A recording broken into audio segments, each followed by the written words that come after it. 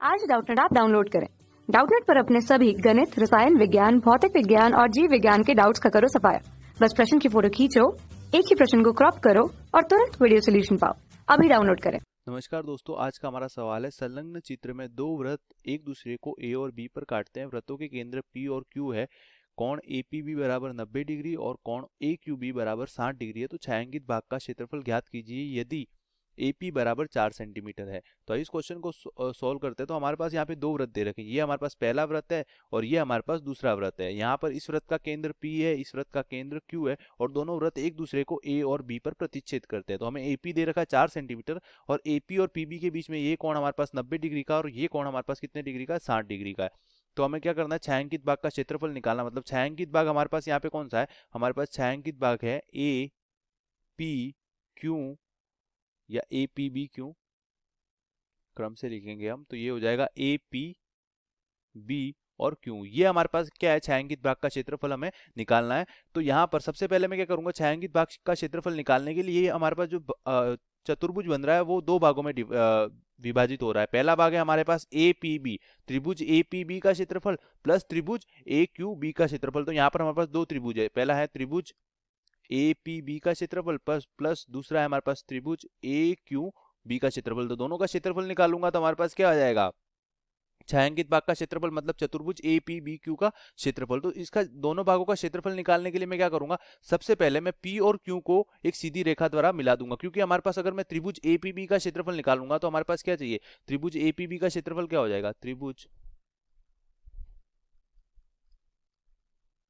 ये हो जाएगा हमारे पास 1/2 गुणा आधार गुणा ऊंचाई। तो आधार तो हो जाएगा हमारे पास AB, लेकिन ऊंचाई क्या होगी, तो ऊंचाई के लिए मैं क्या करूंगा, P से यहाँ पर इस पर लंब डालूंगा। तो एक सीधी रेखा खींचूंगा यहाँ पर मैं। तो यहाँ पर मैंने P और Q को एक सीधी रेखा द्वारा मिला दिया। तो यहाँ पर इस बिंदु को अगर मैं O बोलूं तो त्रिभुज APB का क्षेत्रफल क्या हो जाएगा, 1/2 गुणा आधार। आधार की वैल्यू हमारे पास क्या हो जाएगी, आधार हो जाएगी हमारे पास AB और जो ऊंचाई है वो हमारे पास क्या हो जाएगी, ऊंचाई हो जाएगी OP। तो ये हमारे पास क्या हो जाएगा, त्रिभुज APB का क्षेत्रफल। इसी प्रकार मैं त्रिभुज AQB का क्षेत्रफल भी निकाल सकता हूँ। वहां पे ऊंचाई हमारे पास OQ हो जाएगी और आधार AB हो जाएगा। तो अगर हमें यहाँ पर क्वेश्चन में क्या दे रखा है, ये 4 सेंटीमीटर, ये 90 डिग्री है, 60 डिग्री है। तो सबसे पहले मेरे को यहाँ पर इस त्रिभुज की बात करूं मैं, इस त्रिभुज की AOP की। तो इस त्रिभुज में मेरे को PO की वैल्यू यहाँ पर चाहिए। PO हमारे पास क्या है, ऊंचाई है। तो इसके लिए मैं क्या करूंगा, यहाँ पर मैंने एक रेखा खींच दी। तो ये कोण हमारे पास कितना हो जाएगा, 45 डिग्री और ये नीचे वाला कोण भी 45 डिग्री। इस प्रकार ये 30 डिग्री और ये भी 30 डिग्री।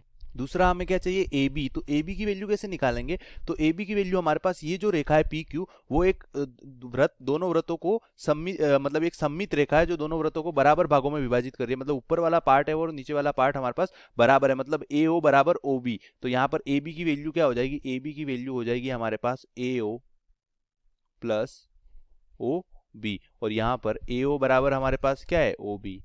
तो आइए इस क्वेश्चन को आगे सॉल्व करते हैं। तो सबसे पहले मैं त्रिभुज APO लूंगा। तो त्रिभुज APO में हमारे पास यहाँ पर त्रिभुज APO की बात करूं तो ये तो हमारे पास क्या हो जाएगा, कर्ण, ये हो जाएगा आधार और ये हो जाएगा लंब। तो हमारे पास कर्ण पता है हमें, सबसे पहले मैं OP की वैल्यू मतलब आधार की वैल्यू निकालूंगा। तो कर्ण और आधार का रिलेशन किस में होता है, तो कर्ण और आधार का रिलेशन होता है cos थीटा में। तो हमारे पास जो cos थीटा आ जाएगा वो आ जाएगा आधार। आधार क्या है यहाँ पर, आधार है हमारे पास OP। तो आधार तो हो गया OP बटे कर्ण हो गया हमारे पास AP। थीटा हमारे पास थीटा की वैल्यू कितनी है यहाँ पर, ये अगर मैं कोण P यहाँ पर, ये तो समकोण है और ये हमारे पास क्या है कोण P। तो ये हमारे पास थीटा की वैल्यू कितनी हो जाएगी, 90 का आधा। तो कोण P का आधा हमारे पास कितना हो जाएगा, 45 डिग्री। तो थीटा हमारे पास कितना है, 45 डिग्री। तो cos 45 का मान कितना होता है, तो cos 45 डिग्री बराबर OP बटा AP की वैल्यू पता है हमें, AP की वैल्यू हमें क्वेश्चन में दे रही है 4 सेंटीमीटर। तो OP का जो मान आएगा वो क्या आ जाएगा, OP बराबर 4 गुणा cos 45 डिग्री का जो मान होता है वो होता है हमारे पास 1/√2। तो यहां से हमारे पास जो OP का मान आएगा वो कितना आ जाएगा, OP का मान आ जाएगा हमारे पास 4√2। तो ये कितना हो जाएगा, 2√2 सेंटीमीटर। तो ये तो हमारे पास क्या आ गया, त्रिभुज APB की ऊंचाई। अब हमें क्या निकालना, आधार। तो आधार निकालने के लिए हम क्या करेंगे, सबसे पहले मैं AO की वैल्यू निकालूंगा और AO और OB हमारे पास बराबर है तो दोनों की वैल्यू आ जाएगी। तो यहाँ पर AO की वैल्यू निकालने के लिए मैं क्या करूंगा, तो अब हमारे पास इस त्रिभुज की बात करूं तो हमारे पास कर्ण पता है हमें, आधार पता है, तो लंब की वैल्यू निकालनी है। तो इस त्रिभुज में मैं tan 45 निकाल लूंगा। तो त्रिभुज ए पी ओ में टेन थीटा बराबर हमारे पास क्या हो जाएगा, लंब लंब की वैल्यू हमारे पास क्या है, ए ओ बटा आधार, आधार की वैल्यू हमारे पास क्या है, ओ पी। तो टेन थीटा टेन 45, थीटा की वैल्यू हमारे पास 45 है, तो टेन 45 बराबर ए ओ की वैल्यू हमें ज्ञात करनी है और ओपी की वैल्यू हमने ज्ञात की है 2√2। तो यहाँ से हमारे पास जो ए ओ का मान आ जाएगा वो क्या आ जाएगा, ए ओ का मान आ जाएगा 2√2 सेंटीमीटर। अब ए ओ का मान 2√2 सेंटीमीटर आ गया तो ए बी बराबर क्या हो जाएगा, ए बी बराबर ए ओ प्लस ओ बी है और ए ओ बराबर ओ बी है, तो ए बी बराबर हमारे पास हो जाएगा 2 ओ ए, या इसको मैं लिख सकता हूं ए ओ, 2 ए ओ।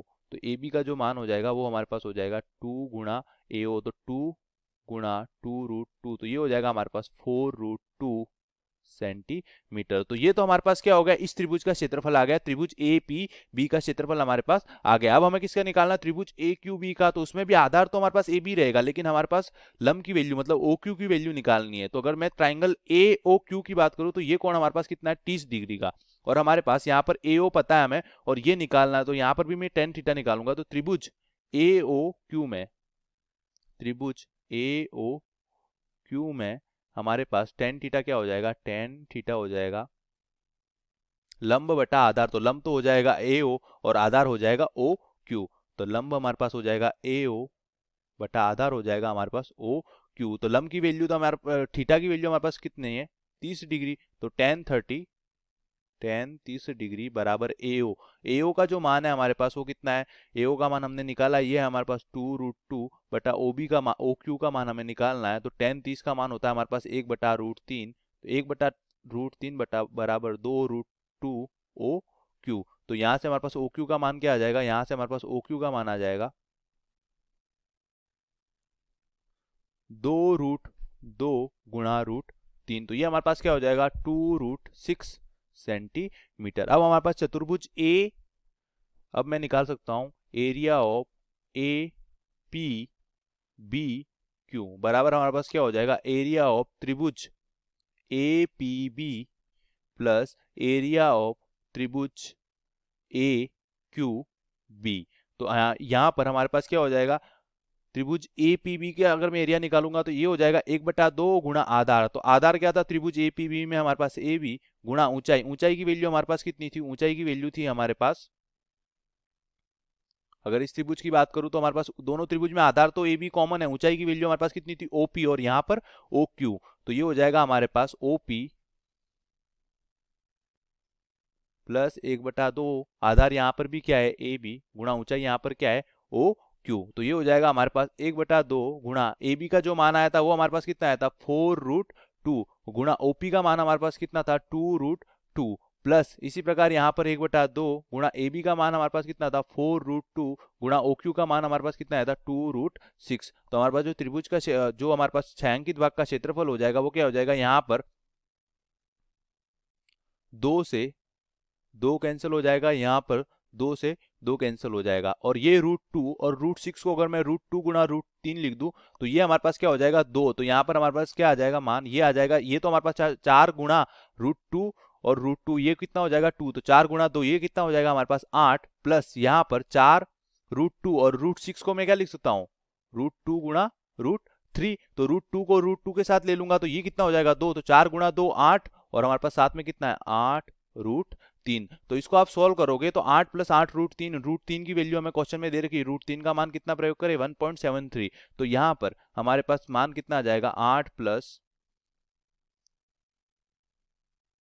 8 गुणा 1.73, तो ये हो जाएगा हमारे पास 21.84, ये हमारे पास 13 पॉइंट के समथिंग आएगा और आप इसको जोड़ोगे तो हमारे पास क्या आ जाएगा 21.84 सेंटीमीटर स्क्वायर। तो हमारे पास छायांकित भाग का क्षेत्रफल कितना आ जाएगा 21.84 सेंटीमीटर स्क्वायर। धन्यवाद। कक्षा 6 से 12वीं से लेकर नीट, IIT, JEE वो एडवांस के लेवल तक 1 करोड़ से ज्यादा छात्रों का भरोसा। आज ही डाउनलोड करें डाउटनेट ऐप या व्हाट्सएप करें अपने सारे डाउट्स 8400 400 400 पर।